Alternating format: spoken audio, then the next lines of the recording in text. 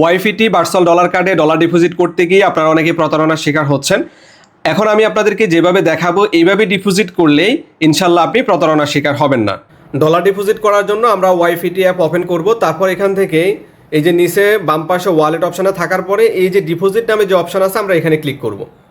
তারপর এখান থেকে আমরা যেহেতু ইউএসডিটি আমরা ক্রয় করব, সো আমরা ইউএসডিটিটা সিলেক্ট করে দেব।